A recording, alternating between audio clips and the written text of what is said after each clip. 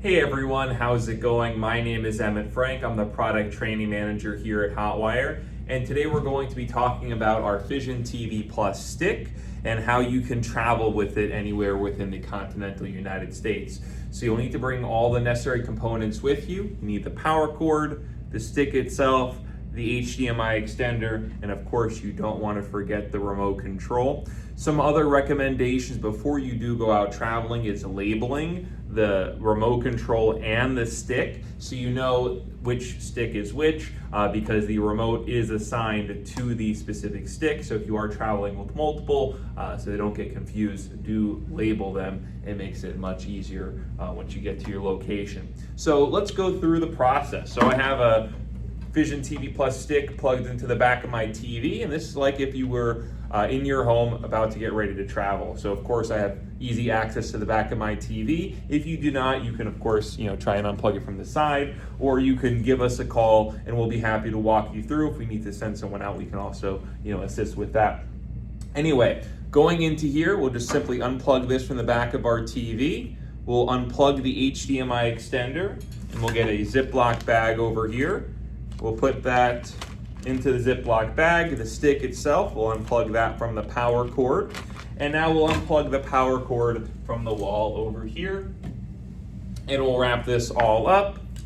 Now this power cord is a micro USB power cord, and you might think, oh, I can use any micro USB cord and it will plug in and it will power on. However, it's not recommended to maintain quality of service. Power sources otherwise may not be consistent. This power source is consistent and won't give you any issues.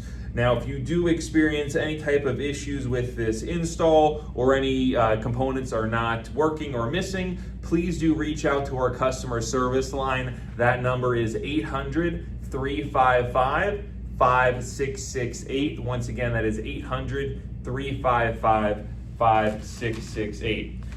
Now we'll put the power cord in there, and of course we do not want to forget a remote control. What you'll need to do with your remote control before you throw it into the bag is I either recommend taking out the batteries on the remote control or putting a piece of paper between the battery terminal so the battery does not drain in transit. Put this all into a Ziploc bag, bring it with you, and now when you get to your new location, I recommend that you turn your TV on when you get to your new location. Of course, you need Wi-Fi at that location. We'll pair that here in just a second.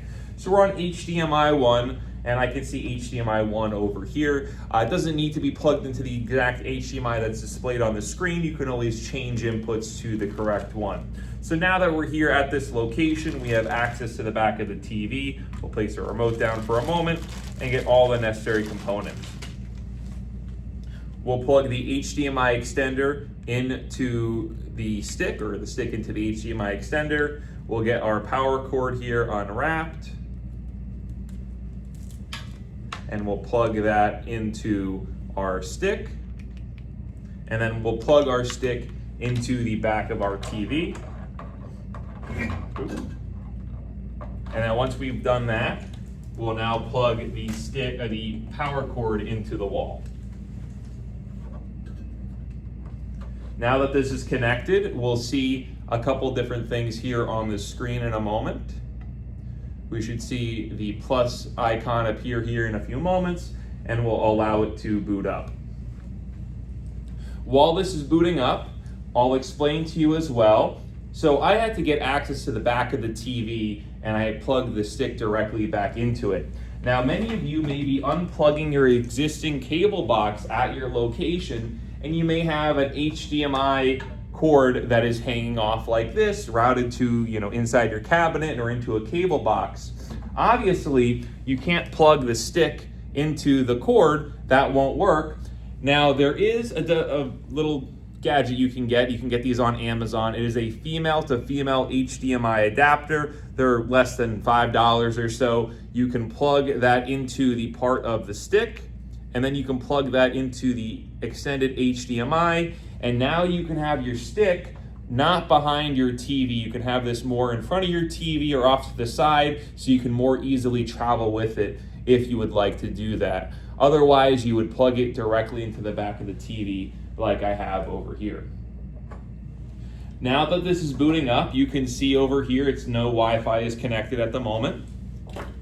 And we'll sign right in.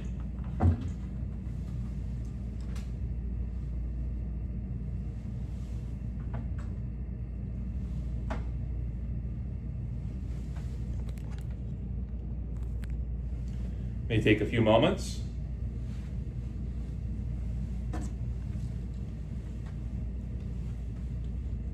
All right, now that we've loaded up over here, you can see there's no internet connected at the moment. What we'll need to do, everything is grayed out, we'll simply go to our 3 lines, and of course, we need to take out the paper and the remote control so our batteries are connected. And now we're gonna go to our left to the menu and press OK. And now we're gonna go down all the way to our device settings and press OK. And now here in our device settings, we'll see network and internet. We'll press OK on that. See all of your available networks at your location. Again, this will work anywhere in the continental United States. Find your network name over here.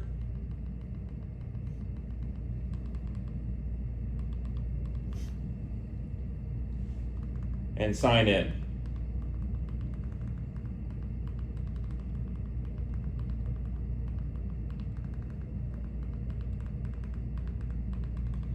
Once you sign in to your Wi-Fi, you can see connected successfully. Now, your TV will go through a bit of a reboot cycle or initialization cycle while it's now connecting to the internet. So your stick, your TV may reboot itself. I would let it sit for a few minutes, anywhere from just a couple of minutes all the way up to maybe 15 minutes if the stick needed to update. So we'll let it do its things for a few minutes and we'll come back here. And as you can see, that was very quick. It came right back on. And we'll press our exit button and we'll exit out back to live TV. Again, give it a few moments. It is loading everything back up initially. But once we get it connected this initial time, we are all set.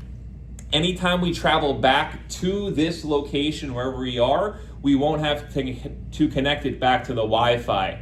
And now when we bring the stick back home, we do not need to connect it back to Wi-Fi as well, since it will remember your previous Wi-Fi name and password that you've connected.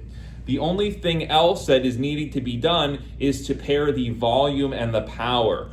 Usually the volume will pair automatically. I recommend pressing the volume button while the system is booting up, and usually that will pair to the volume on the TV in itself. If not, there is a setting that we can go to very easily. Right now it is booting up, but you would go to your settings over here. We'll see that in a second.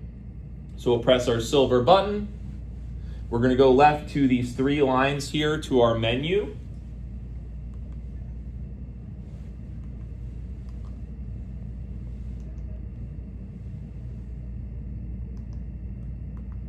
There we go, 3 lines to our menu. And now we're gonna go down all the way to our device settings. And now we're gonna go down here to remote and accessories. And here we can now go to TiVo remote. And now we can repair or change the TV setup to suit our TV. So right now I'm on an LG TV, but this is a TCL TV that I need. So I go in. It will scan for your TV device, and again, usually it will do this automatically. And if not, you'll go through the pairing process where it asks you which TV model and so on that you have or brand, and it will take you right through. So thank you all for watching. Please do enjoy your Fision TV Plus stick when you go out traveling. Now, do remember, when you go out traveling with the stick, you'll have access to about 120 live channels to view from, but of those channels, you are still going to be able to manage, schedule, and watch any other channel that may not be available to watch live. You simply go to the show that is airing, and you select on it or press the I button, and you're able to now create a 1-pass or record it and play it back in your My Shows later on wherever you would like in the country. The same exact capability on our Fision TV Plus application. So again, thank you all for listening in. Hope you all have a great rest of your day. My name is Emmett Frank, and you all continue to enjoy your Hotwire services. Bye-bye for now.